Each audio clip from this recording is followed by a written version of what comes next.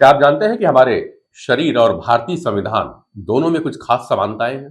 प्रकृति और मानव जीवन में कई ऐसी संरचनाएं हैं जो हमें अद्भुत समानता का एहसास कराती है।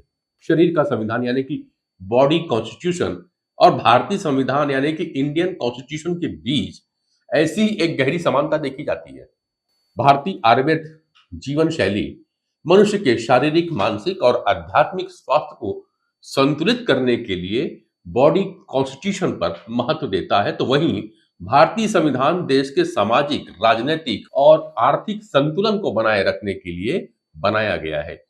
आइए समझते हैं।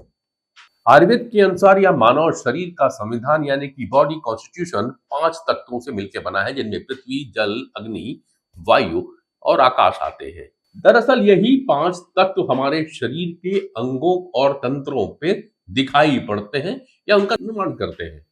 आयुर्वेद में शरीर को 3 प्रकार की ऊर्जा में बांटा गया है, जिसे वात, पित्त और कफ के रूप में जाना जाता है।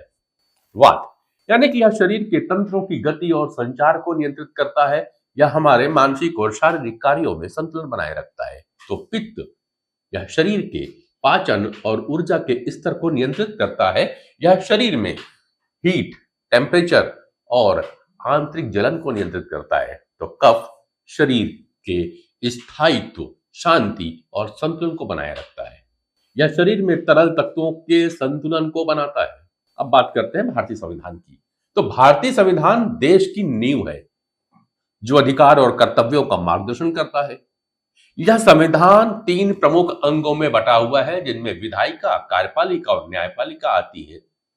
ठीक वैसे जैसे आयुर्वेद में वात, पित्त और कफ के संतुलन से शरीर स्वस्थ रहता है, वैसे ही भारतीय संविधान में भी 3 प्रमुख अंगों का संतुलन हमारी लोकतांत्रिक व्यवस्था को सशक्त बनाए रखता है, जिनमें विधायिका यानी कि लेजिस्लेचर यह पित्त की तरह कार्य करती है, जो देश के कानूनों और नीतियों को आकार देता है और समाज में नियमों को लागू करता है।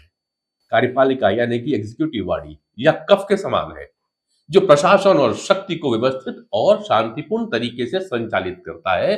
न्यायपालिका यानी कि जुडिशरी यह वात की तरह है, जो न्याय का प्रवाह और संतुलन बनाए रखता है और न्याय व्यवस्था के बीच में यदि किसी भी प्रकार का असंतुलन हो तो उसे दूर करने का प्रयास करता है। आयुर्वेद में शरीर के तत्वों का संतुलन बनाए रखना बहुत आवश्यक है, ताकि शारीरिक और मानसिक स्वास्थ्य ठीक रहे।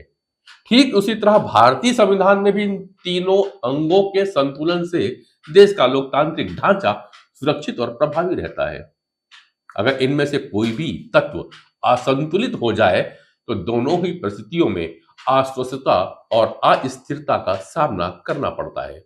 आयुर्वेद हमें सिखलाता है कि शरीर को संतुलित और स्वस्थ रखने के लिए हमें अपने आंतरिक तंत्र को यानी इंटरनल सिस्टम को समझना होगा और उसका सम्मान करना होगा। ठीक वैसे ही भारतीय संविधान हमें यह सिखलाता है कि देश को सही तरीके से चलाने के लिए संविधान के प्रावधानों का पालन करना चाहिए और संतुलन बनाए रखना बेहद आवश्यक है।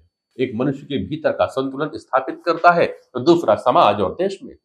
दोनों ही हमें सिखलाते हैं कि विविधता और संतुलन एवं अनुशासन से ही प्रगति संभव है। इसलिए चाहे वह व्यक्तिगत स्वास्थ्य की बात हो या राष्ट्रीय व्यवस्था, संतुलन और समग्र दृष्टिकोण का पालन करना ही सफलता का मार्ग है। तो दोस्तों, अगर आपको यह वीडियो पसंद आ गया हो तो प्लीज लाइक कर दीजिएगा, सब्सक्राइब करिएगा, साथ ही कमेंट बॉक्स पर जय हिंद लिख के जरूर भेजिएगा।